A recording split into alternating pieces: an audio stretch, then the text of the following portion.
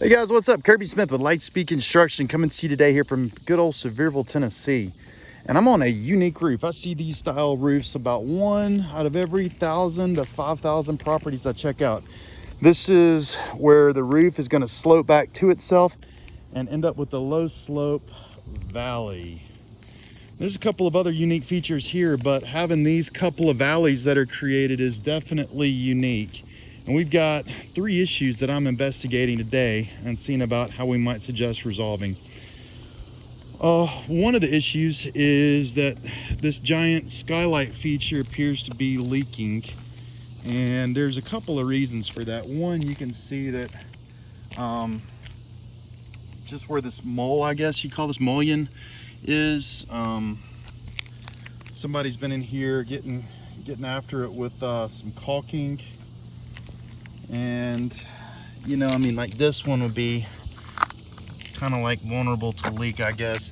The other is that the shingles at the footer of the skylight are just laid over the top. I'm assuming there's probably some nails down there. It's probably leaking at the footing of the skylight as well. I'm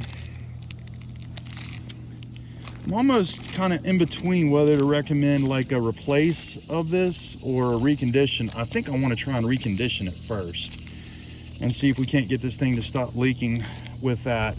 So I believe that's going to be the direction. All the flashing looks pretty good around. Just like I said, these shingles should be very carefully paid attention to, and I'm sure that wasn't quite the case. So we probably ended up with some leaks, you know, like through that nail right there, for example. And there's another nail right here. So that's going to be one of the places that this has issues and leaks. Obviously from the glass portion as well. The glass is solid. So that's thing one, looking at the skylights here. Thing two is these low slope valleys. We got some leaks along here. There's a darn ton of standing water here. We've got a lot of standing water. We've got a broken shingle. And this isn't actually a membrane. This is just metal here. I think these installers are just kind of hoping for the best. You know, I mean, that's what this kind of says to me, is like, let's hope for the best that this might work.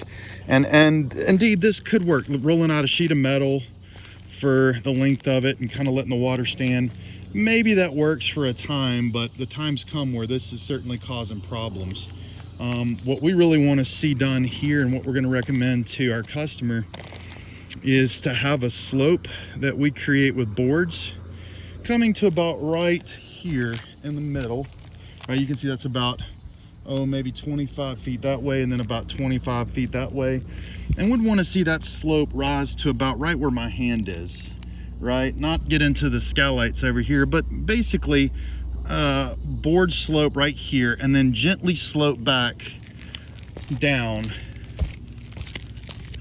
to nothing over here, so that we can have a cricket with a little bit of fall on both of these 2 low slope valleys, because having them be flat and holding water and ponding water is not going to be a good solution long term. You're going to tear up your shingles, you're going to tear up your roof, you're going to have standing water on your roof, you're going to have mosquitoes, and you're going to have roof leaks as well. So we want to see a kind of a ridge right there in the middle, and then put a membrane over the top and bring that gently back down to 0 right here. So we're going to go from about 1.5 feet in the middle to 0 over 25 feet, which should be enough to keep the water from ponding. Same thing over here. That's really the same mechanism we'll use right here. You can see there's even a little bit more ponding water on this side. The fact that the gutters are all stopped up is not helping, but that's going to be what we suggest here. So I think if we can deal with these 2 issues and get these 2 issues primarily knocked out, we'll be doing pretty good. There was a third issue that my owner had mentioned to me, and I want to get this on video. He had suggested that there, and from the inside, it looks like there might be some sort of a roof leak occurring right about here, which seems kind of backwards. You would expect the roof leak to be occurring at this chimney, and it's just not. It's inside, showing up right here about 10-15 feet away, right at the ridge of this roof. And I'm not seeing a ton of reasons why that's the case. There's not much going on right here that really could leak. Everything looks pretty normal. So I'm a little stuck on this one. This is one we can probably resolve, you know, as we're dealing with these issues. especially if that's just something actually right at the ridge. In lieu of that, guys, and I'm sorry this video is so long, this chimney is in terrible shape. It would take a lot of effort to try and really make this thing where you could feel confident that it's not going to be a liability in the future. And to make matters worse, you go from shingle roof slope down to a membrane slope right at the transition of the chimney. Now again, my owner's not seeing really any water coming in this particular area. He's seeing, and we're seeing the water over here, but I don't like this chimney here. It might be a long-term plan or something to plan for in the future to redo this membrane roof, maybe get rid of this cricket and get rid of this chimney, because that is an absolute big time liability. I don't like it. But that's a big job to talk about, bringing that chimney off and redoing that flat roof. And you know, certainly be up for the challenge, but I think we might just try and see if we can stabilize this roof leak right here and sort of bring this back to good. But I mean, this roof's not really done right. You can see that this isn't seamed correctly, and you've got ways for water to get in here and there. That pipe boot is a shingle pipe boot. That's not even a rubber roofing pipe boot, you know what I'm saying? So and we got standing water here. This whole thing right here is just kind of a noteworthy liability. But again, I'm not hearing anything about the roof actually coming in at the here at the chimney.